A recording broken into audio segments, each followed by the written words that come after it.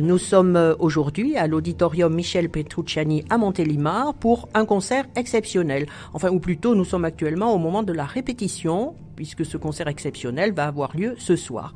Alors, il est donné par l'orchestre Tétralyre de Chambéry, et il y aura la participation aussi d'une douzaine de professeurs du Conservatoire de musique et de théâtre de Montélimar. Alors avec nous, nous avons la secrétaire de l'ensemble musical de Chambéry, Tétralyre, Claude Freyss, et Mandy Duré, qui est membre de l'association.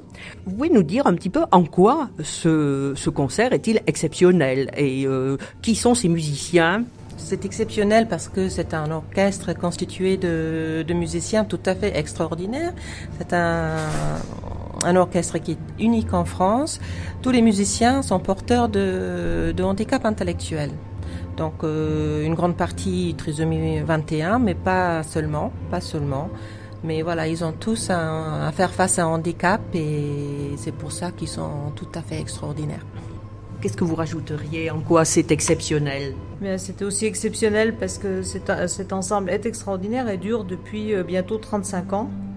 Ah oui, vous parliez tout à l'heure, vous me confiez les âges, vous nous avez confié les âges. Donc il y a des musiciens, le plus âgé des musiciens qui doit avoir plus de 55 ans, est là depuis le début de l'orchestre. Et le plus jeune? Le plus jeune, c'est mon fils en l'occurrence, Joseph, qui a bientôt 17 ans, mais qui fait partie de l'orchestre depuis 1 an. Donc Joseph et d'autres musiciens de son âge, ils sont en institut médico-éducatif. Et les plus âgés sont en ESAT, dans des entreprises adaptées. Alors, ces musiciens, pas tout à fait classiques, mais cependant, ils jouent de la musique classique. Alors, comment ça se passe, les répétitions? Il y a un très gros travail de répétition, parce que il y a sans doute plus de difficultés qu'avec d'autres pour le travail personnel. Donc, il y a un gros travail de répétition en commun. Ils ont tous au minimum 2, voire 3, voire 4 répétitions par semaine. Donc c'est quand même c'est une grosse astreinte parce qu'ils ont tous leur journée, soit de scolarité en IME, soit de travail à l'ESAT, et en plus de ça, ils font ça le soir en dehors de leurs heures. C'est un très gros investissement. Et pour eux, et pour les familles aussi. Et aussi éventuellement pour leur famille. Le rythme de l'apprentissage, donc un peu plus lent que peut-être des musiciens. Oui, mais certains intègrent rapidement. On a un peu tous les cas de figure. Mais par contre, au niveau de l'apprentissage des morceaux, il y a beaucoup de choses qui fonctionnent sur la mémoire quand même, beaucoup sur le par cœur. Parce que ce qui est extraordinaire aussi, ce qui est exceptionnel, c'est que la plupart de ces musiciens ne savent pas lire. Ni lire ni écrire. Par contre, ils peuvent lire la musique ou mémoriser la musique et produire une musique de qualité, ce que vous entendez peut-être derrière. Sur un fond, on va aller tout à l'heure un peu enregistrer un morceau un peu plus long de cette répétition, mais c'est vrai que le résultat est surprenant. Oui, les gens qui viennent pour la première fois écouter Tétralyre, ils en sortent tous. C'est vrai, on peut dire carrément avec un autre regard sur le handicap intellectuel. Alors, combien il y a de personnes dans cet ensemble? Combien il y a de musiciens? Ils sont 35 en tout et 34 présents ici aujourd'hui. À Montélimar. Et qu'est-ce qu'ils ont comme handicap? Vous avez dit tout à l'heure beaucoup de trisomie 21. En majorité, des musiciens qui sont porteurs de trisomie 21. Porteurs de retards mentaux, comme ma fille dont on ne connaît pas exactement l'origine de son retard. Il n'y a pas de nom sur son détail, il y a des autistes. Avec de l'autisme. Il y a de l'autisme. 34 présents aujourd'hui, 35 musiciens, pas tout à fait classiques, avec un gros rythme quand même de répétition, très important. Et qu'est-ce qu'ils vont donner ce soir comme place à la belle musique? Qu'est-ce qu'ils vont donner? Alors, ce soir, ce sera comme pratiquement à chaque concert, un mélange de tout leur savoir-faire, des morceaux classiques, des morceaux de variété. Souvent, Isabelle, la chef d'orchestre, essaie de choisir des musiques qui permettent de faire un programme de concert qui se tienne, et aussi des musiques qui plaisent et qui parlent aux musiciens. D'où les musiques de films. Ils ont 80 morceaux dans leur répertoire. À peu près. Donc ça va des Beatles à Bach, à Barbara, à Piaf.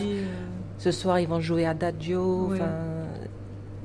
C'est très très varié. C'est très varié, voilà. Ils sont capables de vous jouer. Ils sont capables de passer d'un répertoire à l'autre sans sans problème. Sans problème. Et on le répète, sans savoir lire. Pour la plupart, Pour la plupart, ils ne savent pas lire. Ne savent pas lire. Ils ne savent. Et alors, il y a les partitions sont adaptées pour leur faciliter un petit peu la vie. Ils lisent le rythme. Ils ont quand même une véritable partition avec les notes écrites sur des portées.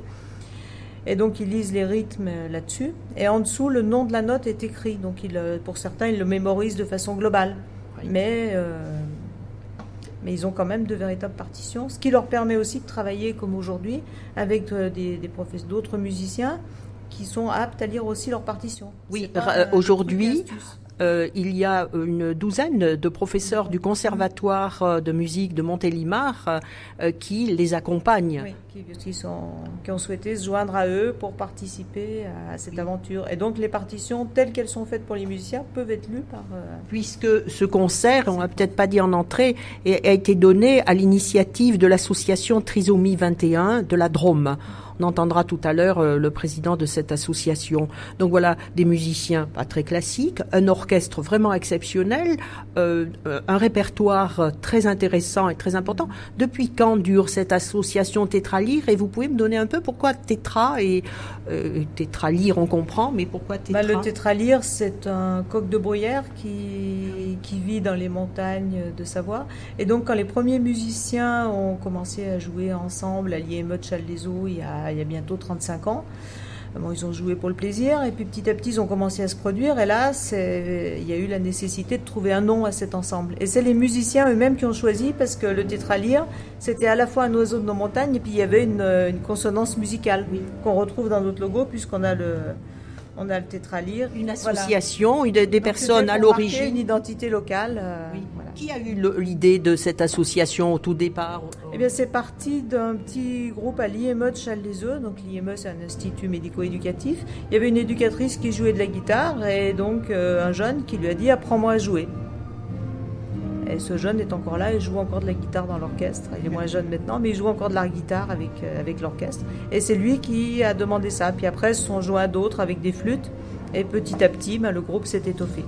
Une belle aventure. Alors, oui, extraordinaire. Extraordinaire. Vous disiez tout à l'heure que c'est le seul orchestre en France comme ça? C'est tout à fait unique. Il y a pas... unique. Voilà. Parce que la différence entre cet orchestre et d'autres formations qui jouent de la musique, qui font jouer de la musique à des personnes handicapées, c'est que chez nous, les musiciens handicapés ne sont pas doublés. Parce que souvent, c'est une association invalide d'une personne handicapée qui peut toujours rattraper les choses. Ici, si le soliste se trompe, il n'y a pas un soliste bis qui rattrape. Exactement. Les erreurs, s'il y en a, elles sont en direct, mais voilà. Donc ils sont seuls face à... Qu'est-ce qu'il y a comme instrument? Alors, il y a 11 instruments différents. Donc, il y a des flûtes, il y a guitare, il y a du piano, il y a du marimba. Le marimba, c'est un gros xylophone, pour être simple. Il y a des percussions.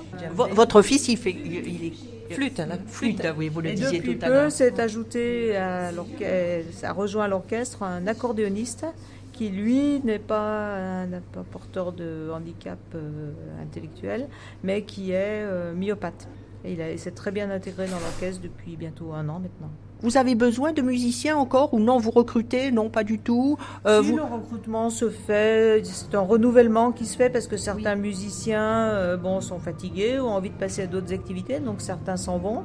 Et puis d'autres qui sont toujours formés à l'IME de Challes-les-Eaux parce que notre chef d'orchestre donne aussi des cours de musique là-bas. D'autres intègrent l'orchestre petit à petit. Et aujourd'hui, c'est la première fois où l'orchestre se produit avec 2 guitaristes.